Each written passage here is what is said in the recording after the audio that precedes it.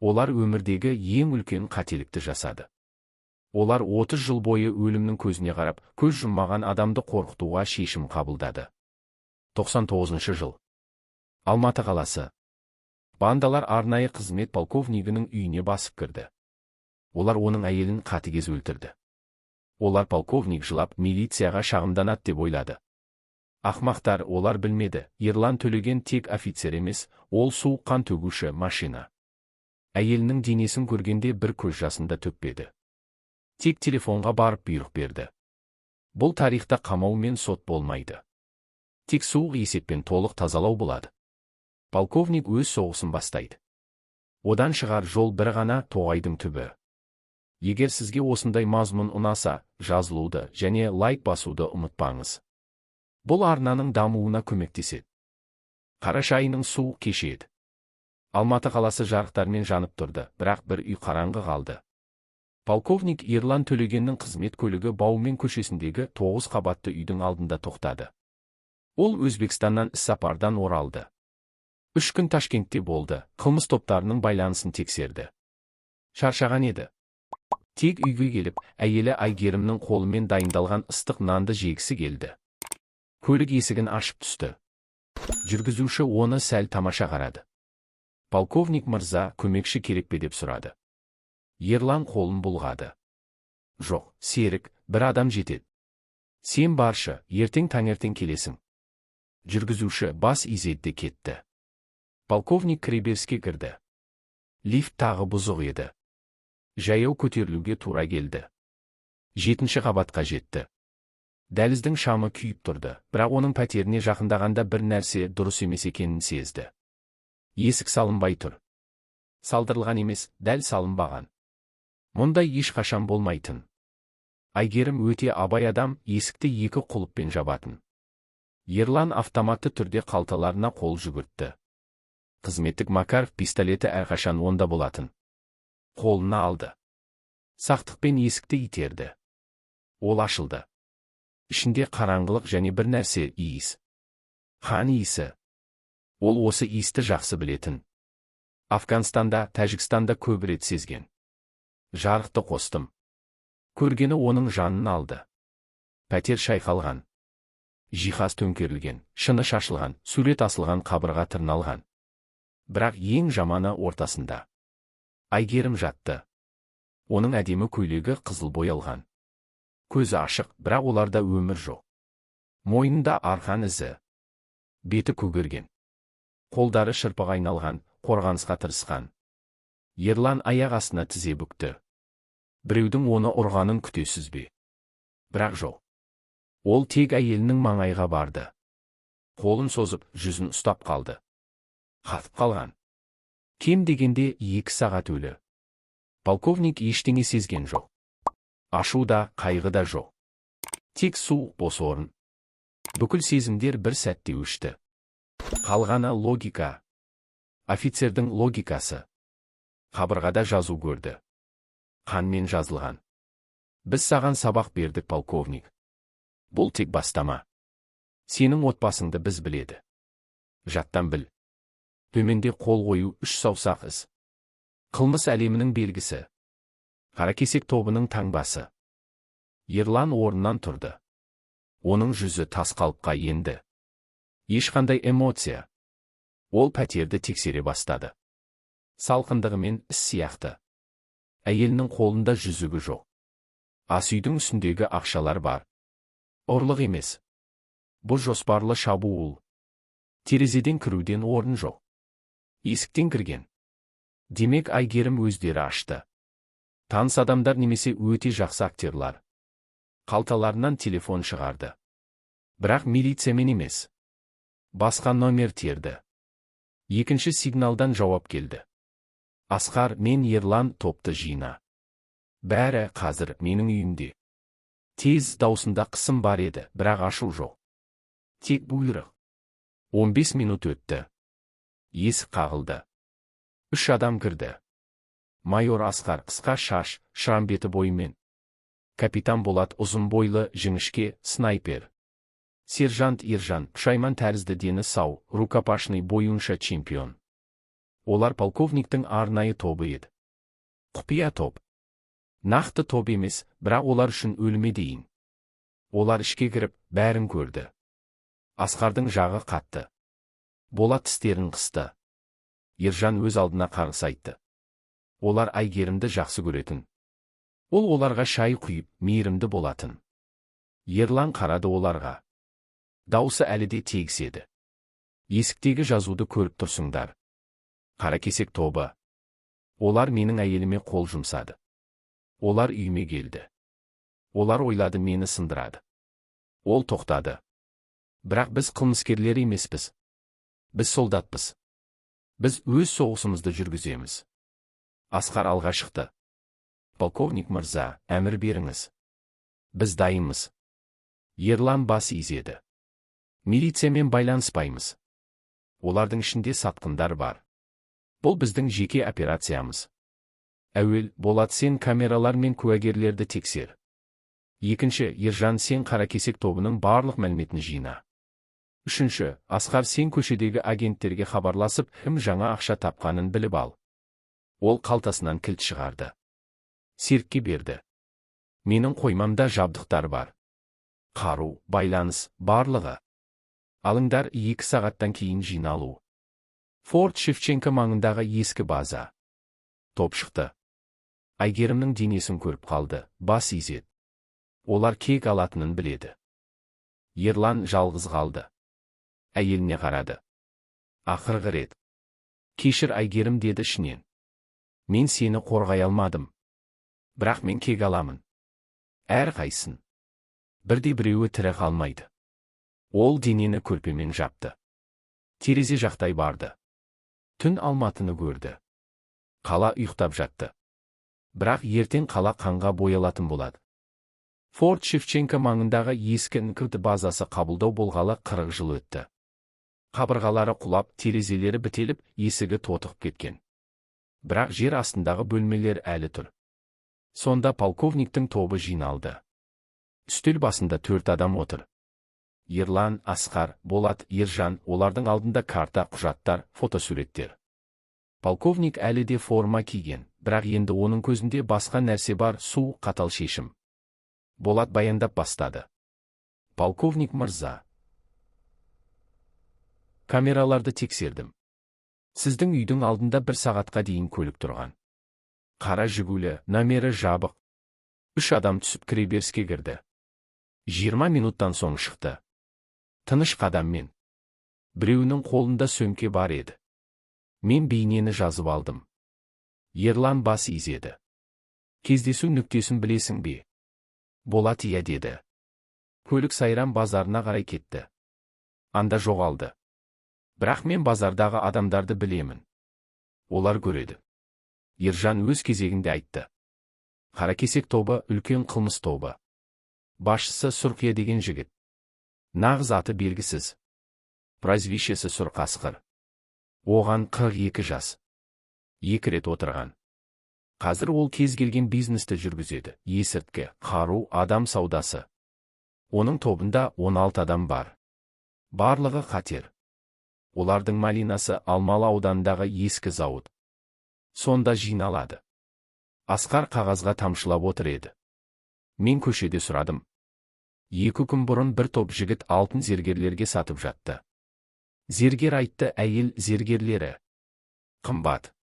Бір жігіт ақша санағанда мақтанып, үлкен іс істедік деді. Зергердің атауы Нұрлан, ол Ташкент базарында. Ерлан қолын жұдырықтады. Олар әйелімнің зергерлерін сатты. Демек олар білетін біз іздейтінімізді. Олар тым батыл. Біз оларға сабақ беруіміз керек. Ал әуелі осы зергер. Ержан, Нұрланды тап. Оны қолға түсір. Бірақ тыныш. Хабарсыз. Асқар, сен жауапты боласың сұрауға. Болат, сен қарап тұрасың. Топ орнынан тұрды. Олар жабдықтарды даярлады. Пистолеттер, ұстағыштар, радио, қару. Барлығы құпия. Барлығы тегіс. Ерлан басты көтерді. Ескерту беремін. Біз заң бойынша емес жұмыс істейміз. Егер қолға түссек, мен жауап беремін. Сендер құтыласыңдар. Кім шығыңыз? Асқар алға басты. Біз шықпаймыз. Біз сізбен біргеміз. Айгерім апай үшін. Болат пен Ержан бас изеді. Ерлан оларға қарады. Онда баламыз. Жұмыс басталды. Түн сағат 11. Ташкент базары жабық. Тек бір адам қалды, зергер Нұрлан, ол өз дүкеніне қайтып келді. Бір нәрсе ұмытты. Кілтті есікке салғанда артынан қол қойылды. Аузы жабылды. Ол қарсылық жасауға тырысты, бірақ Ержанның күші тауға тең. Нұрланды сүйреп көлікке салды. 15 минут соң ол базаның астындағы бөлмеде отыр еді. Қолы байланған, көзі қорқып кеткен. Алдында полковник Төлеген тұр. Жаның бар ма, зергер, деп сұрады. Нұрлан басын шайқады. Мен ештеңе істеген жоқмын. Мен тек сатып алдым. Білмедім қайдан. Ерлан қолын көтерді. Жалған айтпа. 2 күн бұрын саған әйел зергерлерін сатты. Алтын сырға, білезік, жүзік. Кім сатты? Қайда оларды таптың? Зергер тердеп кетті. 3 жігіт. Жас, бірі Қайқы деген. Кривой аударғанда. Беті тырысқан. Олар айтты, үлкен іс істедік, ақша керек. Мен қымбатқа алдым, бірақ олар келісті. Асқар жақындады. Бұл Қайқы қайда табамыз? Нұрлан қорқып артқа шегінді. Білмеймін, олар көп жерде жүреді. Бірақ бір жер білемін. Олар әрқашан центр казиносында болады. Қаржы көшесінде. Түнде жиналады. Ерлан бас изеді. Сен бізге көмектестің. Еркін боласың. Бірақ ескерту, егер біреуге айтсаң, біз қайтып келеміз. Түсінікті ме? Нұрлан қатты бас изеді. Түсінікті, ештеңе айтпаймын.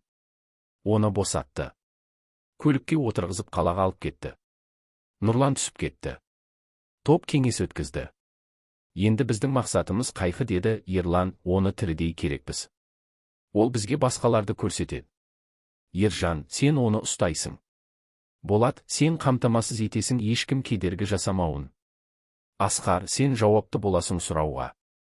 Түн сағат 2. Центр казиносынан 2 жігіт шықты. Біреуі Қайқы еді. Беті шынымен тырысқан. Екіншісі оның досы. Олар мас күліп, дауыстап жүр. Қайқы айтты, үлкен ақша жеңдім, жарық болды. Дәл сол кезде Ержан қараңғыдан шықты. Қатты соққы бауырға. Қайқы демі кетті. Досы айқайлағысы келді, бірақ Болаттың пистолеті оның маңдайына тіреледі. Тыныш бол, өлгің келмесе. Дос қолын көтерді.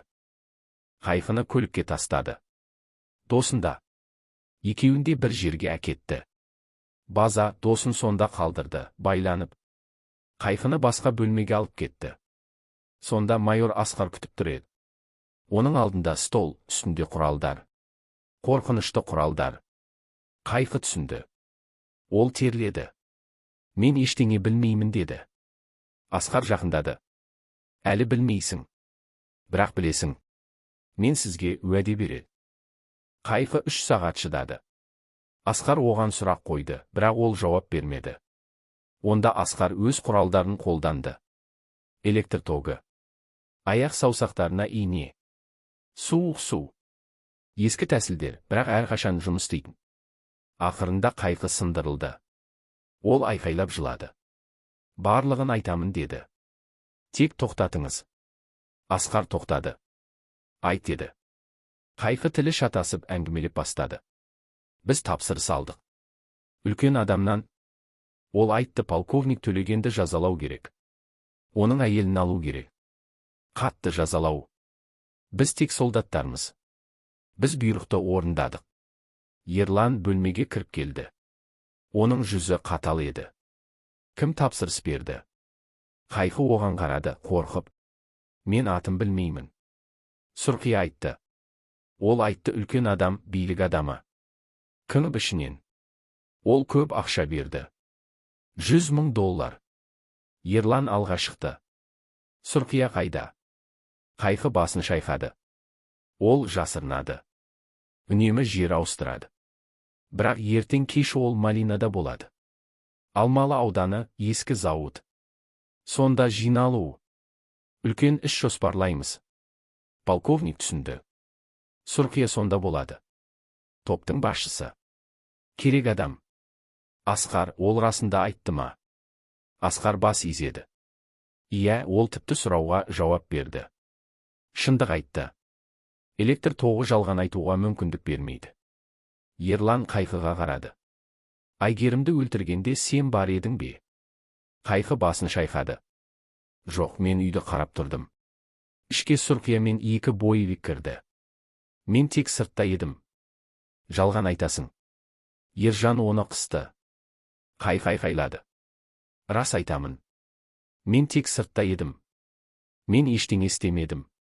Ерлан пистолетін шығарды. Сен олардың адамысың. Сен бөлігісің. Сен суыққа қарап тұрдың әйелім өлтірілгенде. Сен суппорт болдың. Қайқы жалбарынды. Кешіріңіз, мен тек қорықтым. Мен тек бұйрық орындадым. Өтінемін, Ерлан түсініксіз қарады оған.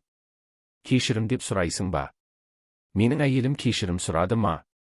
Қашан олар оны мучилдады? Ол атты. Дыбыс қатты еді, бірақ жер асты бөлмесінде ешкім естімейді. Қайқы артқа құлады. Маңдайында тесік. Өлі. Асқар мен Ержан бір-біріне қарады. Бұл бірінші өлтіру еді. Бірақ соңғысы емес. Полковник пистолетін салды. Денені кетіріңдер деді. Ешкім табуы керек емес. Ал біз дайындалуымыз керек. Ертең кеш біз Малинаға барамыз. Қайқының денесін қапқа салды. Көлікке салды. Қаланың сыртына апарды. Жануарлар шаруашылығының артындағы жерге көмді. Терең ешкім таппайды. Болат жерді тегістеп бұтақтармен жапты. Іздер жоқ. База қайтып келгенде таң атып келеді. Ерлан карта үстінде жоспар жасады. Зауыт үлкен. Бірнеше ғимарат. Көп жасырыну орны. Біз шабуыл жасау керекпіз, бірақ ақылмен. Біз 4 адаммыз. Олар 16. Біз артықшылыққа мұқтажбыз. Болат айтты, мен крышадан атып аламын. Ережесіз винтовкасы бар. 200 метрден бастамды қорамын. Мен алдымен қарауылдарды алып тастаймын. Одан кейін сіздер кірер боласыздар. Ерлан келісті. Жақсы, Ержан, сен менімен бірге. Біз алдыңғы есіктен. Асқар, сен артқы жақтан. Ешкім қашып кетпеуі керек. Біз бәрін қоршауымыз керек. Бірақ мақсат Сұрқияны тірідей алу. Ол бізге тапсырыс берушіні айтуы керек. Қалғандары ерікті мақсат. Топ жабдықтарды тексере бастады. Автоматтар, гранаттар, пышақтар, радио. Барлығы дұрыс. Олар жатып демалды. Ертең ақшам олардың өмірі өзгеретін болады. Олар солдаттан палачқа айналады. Ерлан ұйықтай алмады. Ол Айгерімді ойлады. Олардың бірге өткізген 12 жылын. Балалары болмады, бірақ олар бақытты еді. Енді барлығы біткен. Оның ішінде тек қараңғылық. Бірақ ол білетін, бұл қараңғылық жауларын жұтатын болады. Кешкі 6. Қала қараңғыланды. Полковниктің тобы Алмалы ауданына қарай жүрді. 2 көлік. Қарапайым көліктер, форма жоқ, тек қару. Олар зауыттан 200 метр жерде тоқтады. Болат өз жабдықтарын алды. Снайперлік винтовка сырт үнсіз. 200 оқ. Нұрмет жауғыш. Ол қоштасып, жанынан ғимаратқа қарай кетті. Крышаға шығып, позиция алды. Радиода хабарлады. Орнымда көрім ашық. 5 қарауыл көремін. 2-і негізгі есікте. 3-і айналада. Ерлан бұйрық берді. Қарауылдарды ал. Тыныш. Болат бір рет дем алды. Прицельге қарады. Бірінші қарауылды тапты. Тыныс ұстады. Атты, дыбыс әлсіз еді. Қарауыл ақ етіп құлады. 2-ші, 3-ші, 4-ші. Олар тіпті не болып жатқанын түсінбеді. 5-ші қарауыл бірдеңе сездім бастады, бірақ Болаттың оқу оның ойлауына мүмкіндік бермеді. Жол ашық деді радиода. Ерлан мен Ержан алдыңғы есікке жүгірді. Асқар артқы жаққа кетті. Олар қабырғаға жабысып, сақтықпен жүрді. Есік қарасыздан ашық болды. Ішінен музыка, дауыс, күлкі естіледі. Бандалар мерекелеп жатыр. Ерлан Ержанға қарады. Білдірді 3 санауда. 1, 2, 3 олар кірді. Ішінде 12 адам отыр еді. Үстел басында карта ойнауда. Біреулері ішіп жатыр. Екеуі гитара тыңдауда. Олар релакс. Қауіпсіз орында екенін ойлады. Полковник автоматын көтерді. Атты қысқа серия. Үстел басындағы 5 адам құлады. Ержан басқа жаққа атты. Тағы 3 адам құлады. Қалған 4-еуі реакция көрсетті. Қарулар алуға тырысты. Бірақ Болат Кіршадан оларды көретін. Терезе арқылы атты. 1, 2. Екеуі құлады. Қалды екеуі. Олар қорықты, жасырынуға тырысты. Бірі орамды алды. Екіншісі жаннан есікке қарай жүгірді. Артқы есік. Бірақ сонда Асқар күтіп тұр еді. Есік ашылды. Бандит шықты. Асқардың пышағы оның мойнына кірді. Дыбыссыз. Бандит құлады, қанайды. Ішінде қалған бір адам оранның артында тұр. Ержан айналып барды. Екісіден пышақ лақтырды. Пышақ бандиттің көкірегіне кірді. Ол құлады. Тазалау аяқталды. 12 өлі. Бірақ олар Сұрқияны таба алмады. Ерлан қарады айналасына. Ол мұнда жоқ. Біреу ескерткен. Асқар радиода хабарлады. Полковник мырза, бір адам қашты. Мен оны көрдім. Ол басқа ғимаратқа кірді. Ерлан түсінді. Сұрқия сонда. Ол жасырынған. Баламыз деді. Ержан, Асқар, менімен. Болат, позицияңда қал. Егер біреу шыққысы келсе, өлтір. Олар екінші ғимаратқа жүгірді. Ескі қазанхана. Іш қараңғы, лас, жабдықтар тотыған. Көп жасырыну орны. Ерлан фонарын қосты. 3 бағытқа тарады. Ержан оңға, Асқар солға, Ерлан түзу. Кенет оқ дыбысы. Куршақтар Ерланның басынан ұшты. Ол жасырынды. Сұрқия оқ атуда. Полковник қайдан атып жатқанын бағдарлады. Екінші қабатта. Баспалдақ жанында. Асқарға белгі берді. Айналып бар. Мен назарын аударамын. Асқар түсінді. Басқа жолмен екінші қабатқа көтерілді. Ерлан оқ атты. Қасақана шығады. Сұрқия жауап берді. Ол Ерланға назары аударылды. Асқар артынан келді.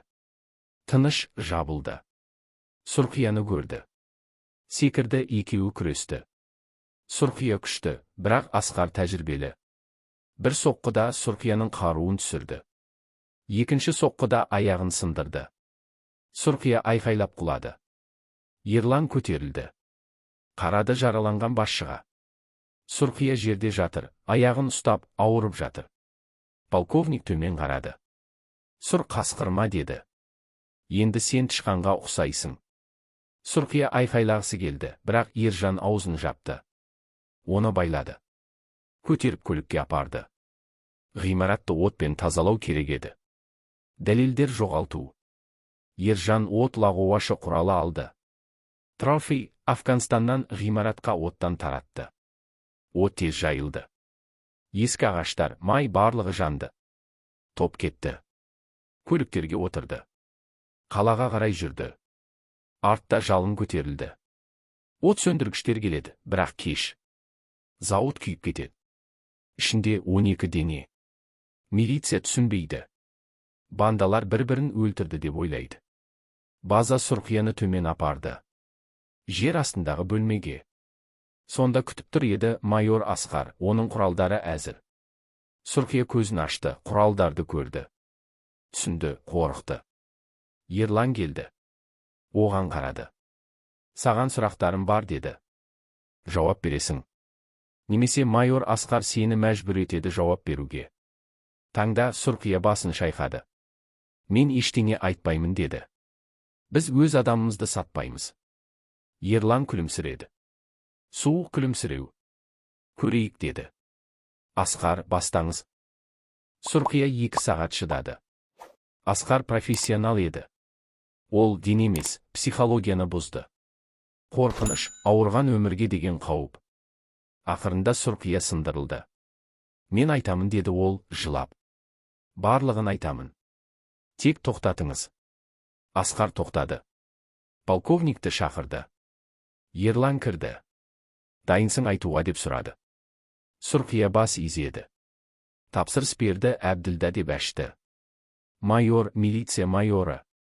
Ол кіммен байланысты? Ол айтты, полковник Төлегенді жазалау керек деп. Оның әйелін алу керек. Көп ақша берді. $100,000. Біз қабыл алдық. Ерлан жүзі қатты. Әбділда. Ол сол майор. Коррупциямен айналысатын. Мен оны 2 жыл бұрын тексердім. Ол қашып кетті. Ал енді ол менің әйелімді өлтірді. Сұрқия, ол қайда? Бандит жауап берді. Білмеймін, ол бізбен тікелей кездеспей. Тек телефонмен. Бірақ мен оның үйін білемін. Достарымның айтуы бойынша ол Ақбұлақ ауданында тұрады. Жеке үй. Улица Жанқожа Батыра. 14-ші үй. Ерлан түсінді. Адрес бар. Енді тапсырыс беруші туралы. Әбділда кім үшін жұмыс істейді? Сұрқия кешіктерді. Ол айтты, кім? Полковник үшін. Аты Мұрат Саятов, ол Төлегеннен кек алғысы келді. Ескі іс. Төлеген оны әшкерелет деп коррупцияда. Саятов жұмысынан айырылды. Енді ол кек алғысы келді. Полковник барлығын түсінді. Бұл тек қылмыс емес. Бұл жеке кек. Саятов оны сындырғысы келді, оны ауыртты. Сондықтан Айгерімді өлтірді. Ерлан ішінде от күйіп жатты. Бірақ сыртында салқын еді. Сұрқия, сен маған көмектестің, деді. Мен сені тез өлтіремін. Сұрқия көзін жұмды, дайындалды. Ерлан атты. Бір оқ. Бас, тез өлім. Денені әкетіп тастады. Көмді, енді жоспар ойлау керек. Полковник тобын жинады. База, олар отырды. Ерлан түсіндірді. Әбділда сатқын. Милиция майоры. Ол бізді бандаларға сатты. Ол біздің қозғалысымызды білетін болады. Демек біз оны бірінші алуымыз керек. Асқар сұрады. Қалай аламыз? Ол қорғалған. Үнемі қауіпсіз. Ерлан жауап берді. Біз оны тұзаққа түсіреміз. Біз оған ақпарат береміз. Жалған ақпарат. Оның милицияға хабарлағанын күтеміз. Одан кейін оны қармаймыз. Жоспар жасалды. Болат көшеде сөз тарата бастады. Өтірік сөз. Полковник Төлеген Қарата ауданына баратын болады деп. Жалғыз сол ақпарат Әбділдаға жетті. Ол тез бандаларға хабарлады. Бірақ Болат телефонын тыңдап тұр еді. Арнайы жабдық. Сигналды ұстады. Жазып алды. Әбділда шынымен бандаларға қоңырау шалды. Полковник Қаратауға барады, деді. Қармап алыңыздар. Дәлел бар. Енді әрекет ету уақыты. Түнде топ Әбділданың үйіне барды. Ақбұлақ ауданы. Тыныш аудан. Жеке үйлер. 14-ші үй ағаштардың артында жасырынған. Қарауыл жоқ. Әбділда қауіпсіз сезінді. Ол ойлады, ешкім оны күдіктемейді. Қателесті, топ үйді қоршады. Ержан артқы есікті, Асқар терезелерді, Ерлан алдыңғы есікті бақылады. Сағат 3. Әбділда ұйықтап жатыр. Полковник есікке келді. Құлыпты ашты. Тыныш, кәсіби түрде. Ішке кірді. Үй қараңғы. Жатын бөлмеге барды. Есікті ашты. Әбділда төсегінде жатыр. Ерлан оған жақындады. Қолымен аузын жапты. Пистолетті маңдайға қойды. Әбділда оянды. Көзін ашты. Полковникті көрді. Қорықты. Тыныш бол, деді Ерлан, дыбыс шығарма. Біз сөйлесеміз. Әбділданы төсектен тұрғызды. Қолын байлады. Аузын жапты. Көлікке апарды. Ешкім көрмеді. Түн, көршілер ұйықтап жатыр. Оны дала жаққа апарды. Қалдан 100 километр. Құм дала. Ештеке жоқ. Тек аспан мен жер. Байланыстарын шешті. Аузының жабын алды. Әбділда айқайлағысы келді, бірақ Асқар оны ұрды. Тыныш бол. Ерлан оның алдында тізе бүкті. Қарады көзіне. Сен менің әйелімді өлтірттің деді. Сен майорсың. Сен заңды қорғауың керек еді. Бірақ сен оны сатып жібердің. Неге? Әбілда тердеді. Қорықты, мені мәжбүрледі деді. Саятов мәжбүрледі. Ол айтты, не істемесем, мені өлтіреді. Менің отбасым бар. Балаларым бар. Мен қорықтым. Ерлан түсінді. Жалғандық, Әбілда ақшаға сатты. Отбасы жоқ. Тек өтірік. Полковник тұрды. Сен таңдау жасадың деді. Сен дұрыс жағын таңдамадың. Енді жауап бересің. Әбілда жалбарынды. Өлтірме, мен саған көмектесемін. Мен Саятов туралы барлығын айтамын. Ол қайда тұрады? Қалай қорғалған? Барлығын. Ерлан ойланды. Ақпарат қажет. Бірақ сонан кейін. Жақсы деді. Айт, бәрін Әбілда айта бастады. Саятов Астанада тұрады.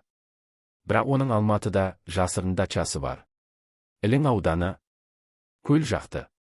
Ол сонда жиі барады. Қорғалғыш бар. 4 адам. Арнайы топ. Бірақ мен оларды білемін. Ерлан тыңдады. Жазып алды. Барлық детальдар. Адрес, қорғаныс, кесте. Аяқталғанда ол Әбілдаға қарады. Рахмет деді. Сен маған көмектестің. Әбілда жеңілдеді. Жіберіп жібересің бе? Ерлан бас шайқады. Жоқ деді. Мен уәде берген жоқмын. Ол пистолетін көтерді. Атты, Әбілда құлады. Өлі. Топ денені көмуге кірісті. Терең шұңқыр. Құм дала жауып тастайды. Ешкім таппайды. Олар кетті. Енді соңғы мақсат Саятов, ол бәрінің басы. Ол тапсырыс беруші. Оны тауып, жазалау керек. База қайтып келгенде таң атты. Олар шаршаған. Бірақ жұмыс аяқталған жоқ. Әлі бір адам қалды. Ең маңыздысы. Ерлан жоспар жасады. Келесі аптада олар Саятовты аңдиеді. Ілің ауданына барады. Дачаны тексереді. Одан кейін соңғы шабуыл. Полковник терезеден қарады. Алматы оянды. Қала тірі. Адамдар жұмысқа барады. Балалар мектепке. Қарапайым өмір. Бірақ олар білмейді. Қараңғы жақта соғыс жүруде. Соғыс әділдік үшін. Соғыс кек үшін. Ерлан Айгерімнің фотосына қарады. Кешір деді ішінен. Біраз уақыт керек. Бірақ мен аяқтаймын. Әр қайсын. Сен тыныш бол. Мен кек аламын. Апта өтті. Полковниктің тобы Саятовты бақылап жүрді. Олар оның қозғалысын, кестесін, әдеттерін үйренді. Саятов шынымен екі өмір сүріп жүрді. Астанада ресми қызмет, Алматыда жасырын дача. Болат бақылауда отыр еді. Ол дачаның қарсы жағындағы төбеде жатыр. Бинокль арқылы қарап тұр. Радиода хабарлады. Полковник мырза, мақсат келді. Қара Мерседес, 4 қорғаушы. Саятов ішінде. Олар дачаға кірді. Ерлан карта қарады.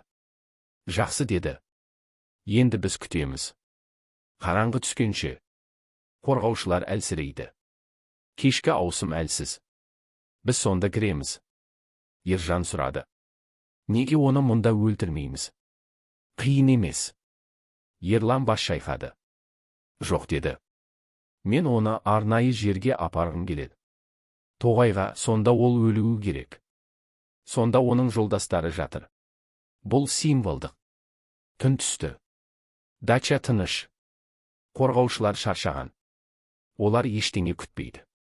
Саятов қауіпсіз сезінеді. Ол ішінде отыр, коньяк ішіп телевизор көріп жатыр. Полковниктің тобы жақындады. 4 адам. Қара киімде. Бетпердемен қару бар. Олар көлеңкеде қозғалды. Болат бірінші қорғаушыны көрді. Ол сыртта шылым тартып тұр. Снайперлік винтовканы көтерді. Атты, үнсіз оқ. Қорғаушы құлады. Ержан екінші қорғаушыға жақындады. Ол гараждың жанында тұр. Ержан артынан келді. Пышақпен тез және үнсіз. Қорғаушы өлді. Үшінші және төртінші қорғаушылар үй ішінде. Асқар мен Ерлан терезеден кірді. Бөлмелерді тексерді. Бір қорғаушы ас үйде. Асқар оны артынан ұрды. Автоматтың қанжарымен. Қорғаушы есінен таныды. Соңғы қорғаушы Саятовтың бөлмесінің алдында тұр. Ерлан оған қарады. Бұйрық берді. Ержан алаңдату жасады. Дыбыс шығарды. Қорғаушы тексеруге кетті. Ерлан артынан келді. Ұстап, мойнын бұрды. Хруйст, қорғаушы өлді. Енді дача тазаланды. Тек Саятов қалды. Ол өз бөлмесінде отыр. Ештеңе білмейді. Ерлан есікті ашты. Кірді, Саятов басын көтерді. Көзі кеңіді. Сен деп айқайлады ол.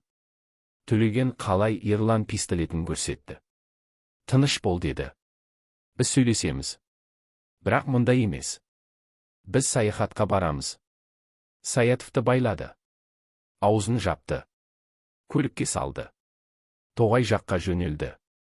Жол ұзын болды. 2 сағат. Олар Іле өзенінің жағалауындағы тоғайға барды. Қараңғы және тыныш. Жануарлар дыбысы. Желдің сыбдыры. Ештеңе адам жоқ. Көлік тоқтады. Топ түсті. Саятовты түсірді. Байланыстарын шешті, бірақ аузын жапты. Оны ағаштардың арасына апарды. Сонда алау жағылды. Орта жерде. Ерлан Саятовтың алдында тұрды. Аузының жабын алды. Саятов дем алды. Өтінемін деді. Мен ақша береді. Қанша керек? 1,2 миллион өтінемін. Ерлан оны тыңдады. Сонан соң бас шайқады. Ақша маған керек емес деді. Маған әділдік керек. Сен менің әйелімді өлтірттің. Неге? Саятов терледі. Мен сені жек көремін деді. Сен мені сындырдың. Менің мансабымды бұздың. Сен мені әшкереледің. Сондықтан мен сені ауыртуды шештім. Сенің әйеліңді алып, сені сындыру. Ерлан қолын жұдырықтады. Сен қателестің деді. Мен сындырылмадым. Мен қатайдым. Енді сен төлейсің. Саятов қасына қарады. Жер қазылған. 3 жерде. 3 шұңғыр. Не бұл деп сұрады. Ерлан жауап берді. Бұл сенің достарың. Сұрқия, Қайқы, Әбділда. Олар мұнда жатыр. Сен оларға қосыласың. Саятов қорықты. Жоқ деп айқайлады. Сен мені өлтіре алмайсың. Мен кім полковнигімін. Мені іздейді. Табады. Полковник бас шайқады. Ешкім сені іздемейді деді. Сен жасырын өмір сүрдің.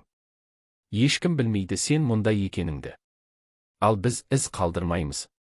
Ол пистолетін көтерді. Қош бол Саятов. Атылым естілді. Саятов құлады.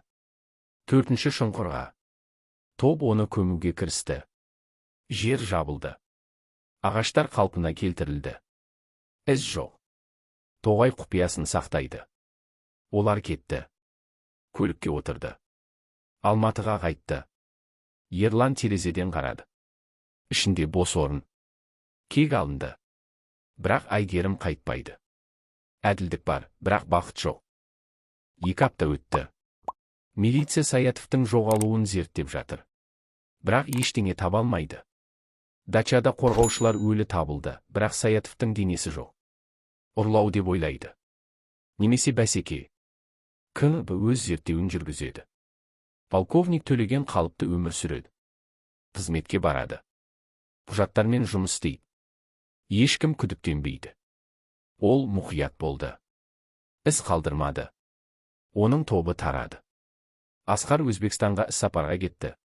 Болат тауларда демалуда. Ержан ауылына, отбасына барды. Бірақ бір күні Ерланға қоңырау келді. Генерал Нұрсұлтан оның ескі досы. КНБ генералы. Даусы мазасыз. Ерлан, маған келуің керек деді. Қазір менің кабинетімде. Маңызды. Полковник түсінді. Бірдеңе болды. Ол КНБ ғимаратына барды. Генералдың кабинетіне кірді. Нұрсұлтан үстелде отыр еді. Жүзі қақтаң. Отыр, Ерлан, деді. Полковник отырды. Не болды деп сұрады. Генерал оған қарады. Саятов, деді. Ол жоғалды. Бірақ біз білеміз не болды. Оның денесі табылды. Тоғайда аңшылар тапты. Ерланның жүзі өзгерген жоқ. Өкінішті, деді. Ол жақсы офицер еді.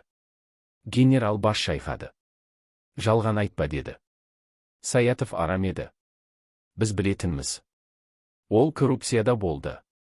Сен оны әшкереледің. Ол сенен кек алғысы келді. Полковник үнсіз қалды. Генерал жалғастырды. Біз тергеу жүргіздік, деді. Саятов пен Әбілданың байланысын таптық. Әбілда да жоғалған. Оның денесі де табылды. Далада біз қаракесек тобын тексердік. Олар да өлі. Зауытта өрт болды. Ерлан, мен ақымақ емеспін. Мен білемін сен не істедің. Сен өз кегіңді алдың. Полковник генералға қарады. Дәлелің бар ма деп сұрады. Нұрсұлтан бас шайқады.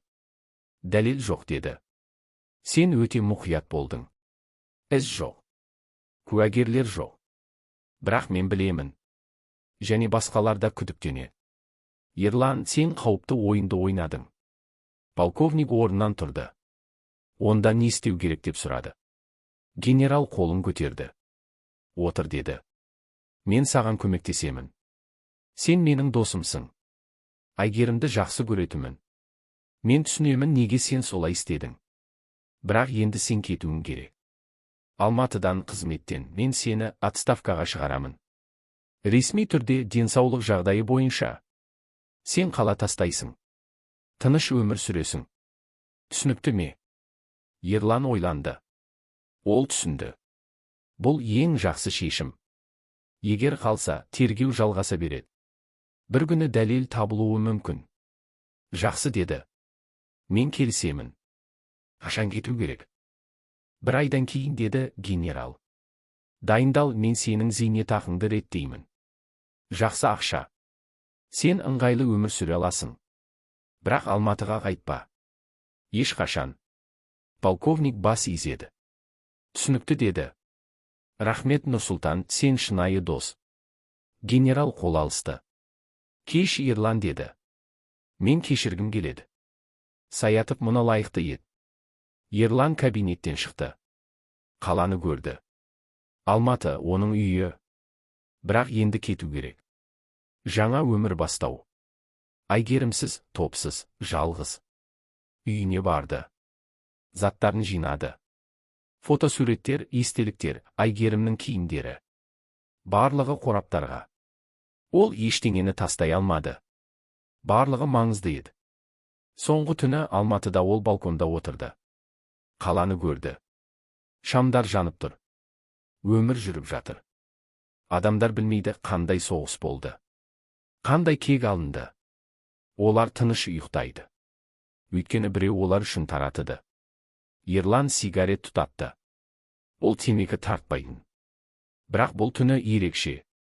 Айгерім, деді ішінен. Мен барлығын істедім. Әр қайсын. Олар жазаланды. Енді мен кетемін. Бірақ сені ешқашан ұмытпаймын. Ай өтті. Полковник Төлеген ресми түрде отставкаға шықты. Салтанатты рәсім болды. Медальдар берілді. Сөздер айтылды. Ол 600 жыл қызмет етті. Мемлекетке адал болды. Енді демалыс уақыты. Бірақ ешкім білмейді шынайы себебін. Тек генерал Нұрсұлтан, ол Ерланға құпия конверт берді. Сонда ақша. Көп ақша. Және жаңа құжаттар. Жаңа аты. Жаңа өмір. Ерлан Шымкентке көшті. Кішкентай қала. Тыныш, ешкім оны білмейді. Ол жай зейнеткер. Қарапайым адам. Базарға барады. Кітап оқиды. Телевизор көреді. Бос өмір. Бірақ ішінде бос орын. Әр түнде Айгерімді армандайды. Әр таңертең оянғанда оны жанында күтеді. Бірақ ол жоқ. Ешқашан болмайды. Ол осымен өмір сүруі керек. Бір күні базарда кездестіру болды. Ерлан көкөніс сатып алып жүреді. Кенет біреу оны шақырды. Полковник мырза. Ерлан бұрылды. Ержан тұр еді. Оның ескі сержанты. Екеуі құшақтасты. Ержан, сен мұнда не істеп жүрсің деп сұрады. Ержан жымыңдады. Мен де көштім деді. Шымкент жақсы қала. Тыныш, отбасымды алып келдім. Енді мұнда тұрамын. Олар шайханаға барды. Отырып сөйлесті. Ержан айтты басқалар туралы. Асқар Ташкентте қалды. Қызметке орналасты. Болат тауларда өмір сүреді. Аңшы болды. Олар әркім өз жолын тапты. Ерлан сұрады. Сен бақыттысың ба? Ержан ойланды. Білмеймін деді. Біз дұрыс істедік пе? Біз қылмыскерлер болдық. Заң бойынша біз өлтіруші боламыз. Полковник шай ішті. Біз солдат болдық деді. Біз өз адамымызды қорғадық. Заң айгерімді қорғамады. Милиция ештеңе істемеді. Біз қандай таңдау болды? Олар жауапсыз қалуы керек пе? Ержан бас изеді. Сен дұрыссың деді. Мен тіпті өкінбеймін. Олар лайықты болды. Саятов, Әбділда, Сұрқия, олар қиянаткер еді. Біз әлемді тазаладық. 2 апта өтті. Ерлан Ержанмен жиі кездесе бастады. Достары болды. Бір-біріне сыр айту. Бірақ олар құпияларын сақтады. Ешкім білмейді олардың өткені туралы. Бір кеш Ержан жаңалықпен келді. Полковник мырза, сен естідің бе деді. Астанада үлкен іс болды. КНБ басшысы тұтқындалды. Коррупция Саятовтың досы екен. Олар бірге істеген. Ерлан назар аударды. Қызықты деді. Демек біздің жұмысымыз әлі жалғасады. Біз тек Саятовты емес, жүйені де ұрдық. Ержан келісті. Иә деді. Ал енді олар қорқады. Олар білмейді кім келесі болады. Полковник жымыңдады. Біз қайтып кеткенбіз деді. Біз тыныш өмір сүреміз. Бірақ егер қажет болса, біз дайынбыз. Әрқашан дайынбыз. Жыл өтті. Ерлан Шымкентте өмір сүреді. Тыныш зейнеткер. Ешкім оның өткенін білмейді. Ол қарапайым адам. Базарға барады. Көршілермен сәлемдеседі. Қарапайым өмір. Бірақ бір күні хат келді. Конверт, мекен-жай жоқ. Ішінде хат. Қолмен жазылған. Ерлан ашты. Оқыды. Полковник Төлеген, сіз ойлайсыз, сіз аман қалдыңыз. Сіз ойлайсыз, ешкім білмейді. Бірақ біз білеміз. Саятов біздің адамымыз еді. Сіз оны өлтірдіңіз. Біз кек аламыз. Күтіңіз. Ерлан хатты оқып болды. Түсінді, қауіп әлі өтпеген. Саятовтың достары бар. Олар іздеп жүр. Олар кек алғысы келеді. Ол Ержанға хабарласты. Кездесті қажет деді. Олар кездесті. Ержан хатты оқыды. Жүзі қатаң болды. Олар қаладан шықты. Даланы барды. Сонда сөйлесті. Ерлан айтты, біз қауіпте деп. Олар бізді іздейді. Не істеу керек? Ержан ойланды. Біз екі нәрсе істей аламыз деді. Бірі қашу. Елден кету. Жасырыну, екінші соғысу. Оларды тауып, алдын ала өлтіру. Ерлан күлді. Қашу менің стиліме сай емес деді. Олар жоспар құрды. Ержан байланыстарын қолданды. Ескі агенттер. Олар Саятовтың досын тапты. Полковник Бекет, КНБ офицері. Ол Астанада, ол жоспар жасап жүр. Ерланды табу. Өлтіру. Полковник түсінді. Ең жақсы қорғаныс шабуыл. Олар Астанаға бару керек. Бекетті тауып, оны тоқтату. Бірақ енді олар екеу ғана. Асқар мен Болатты шақыру керек. Телефон соғылды. Асқар Ташкенттен келді. Болат таудан түсті. Топ қайтадан бірікті. 4 адам. 4 қаскөр. Олар Астанаға жөнелді. Астана үлкен қала. Заманауи, көп адам. Жасырыну оңай. Бірақ табу қиын. Олар Бекетті іздеді. Оның үйін. Оның қызметін. Оның әдетін. Бір апта өтті. Олар барлығын үйренді. Бекет қорғалған. Үй жақты қорғаушылар. Көлік бранделі. Әрқашан адамдармен. Бірақ бір әлсіз жері бар. Әр жұма кеш ол спорт залына барады. 1 сағат. Жалғыз. Топ жоспар жасады. Жұма кеші. Олар зал жанында күтеді. Бекет кіргенде олар шабуыл жасайды. Тез және тыныш. Ешкім байқамайды. Жұма келді. Кеш Бекет көлігінен түсті. Зал ішіне кірді. Қорғаушылар сыртта қалды. Олар күтіп тұр. 1 сағат. Полковниктің тобы әрекет етті. Болат қорғаушыларды снайперлікпен атты. Екеуі құлады. Ержан үшіншісіне шабуыл жасады. Пышақпен Асқар төртіншісін ұрды. Енді жол ашық. Олар залға кірді. Бекет жүгіріп жүреді. Бихам ештеңе күтпейді. Ерлан оның жолын кесті. Бекет тоқтады. Қарады, Төлеген деп айқайлады. Сен қалай? Полковник пистолетін көрсетті.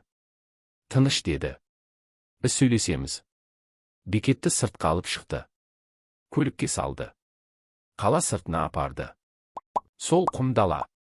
Сол жер. Әділдіктің жері. Бекетті түсірді. Жерге тізе бүктірді. Ерлан алдында тұрды. Сен хат жібердің деді. Сен қорқыттың. Неге? Бекет айтты, Саятов менің досым еді деп. Сен оны өлтірдің. Мен кек алуым керек. Бұл құрмет мәселесі. Полковник бас шайқады. Құрмет деді. Сенің досың құрметсіз еді. Ол қиянаткер еді. Ол әйелімді өлтірді. Маған құрметі жоқ еді. Бекет жауап берді. Бәріне бірдей деді. Сен өлтірушісің. Сен заң бұздың. Сен жазаланушы боласың. Ерлан түсінді. Бекет ұғынбайды. Ол жүйенің адамы. Ол заңды сақтайды. Тіпті заң бұзылса да. Полковник пистолетін көтерді. Мен жазаланушы емеспін деді. Мен өтеуші боламын. Атты. Бекет құлады. 5-ші адам. 5-ші қаскөй. Топ оны көмді. Жасырды, із жоқ. Олар Шымкентке қайтты. Енді қауіп жоқ. Барлық жау жойылды. Олар тыныш өмір сүре алады. Бірақ олар білетін, тыныштық уақытша. Әрқашан жаңа қаскөй пайда болады. Әрқашан жаңа соғыс басталады. 10 жыл өтті. 2009. Шымкент өзгерді. Жаңа ғимараттар. Жаңа көшелер. Жаңа өмір. Бірақ кейбір адамдар өзгермеді. Ерлан Төлеген енді 60 жаста. Сұр шаш. Әжімек бет. Бірақ көзі әлі де өткір. Қолы әлі де берік. Ол зейнеткер. Немере балаларының жоқ. Отбасының жоқ. Жалғыз. Әр жұма ол қалдан шығады. Көлікпен далаға барады. Сол жер. Тоғайжанда. Сонда ол отырады. Ойланады, Айгерімді еске алады. Өткенді еске алады. Бір жұма күні ол сонда отырғанда адам келді. Ержан еді. Енді ол да қартайған. Бірақ әлі де күшті. Екеуі құшақтасты. Қалайсың ағаке деп сұрады Ержан. Ерлан жымыңдады. Тірімін деді. Әлі де тыныс алады. Сен қалай? Отбасың қалай? Ержан отырды. Жақсы деді. Балаларым үлкейді. Немерелерім пайда болды. Өмір жалғасады. Олар сөйлесті. Өткен туралы. Соғыс туралы. Кек туралы. Ержан сұрады, сіз өкінесіз бе? Ерлан ойланды. Жоқ деді. Мен дұрыс істедім. Заң әлсіз болды. Жүйе бұзық болды. Біз әділдік әкелдік. Бірақ сұрады Ержан, бұл құн тұрды ма? Біз көп адам өлтірдік. Біз қылмыскерлер болдық. Полковник терезеден қарады. Даланы көрді. Аспанды көрді. Білмеймін деді. Кейде мен ойлаймын, біз дұрыс па деп. Бірақ одан кейін мен Айгерімді еске аламын. Оның өлуін еске аламын. Оның қорқынышын еске аламын. Және мен білемін, біз басқа таңдау болмады.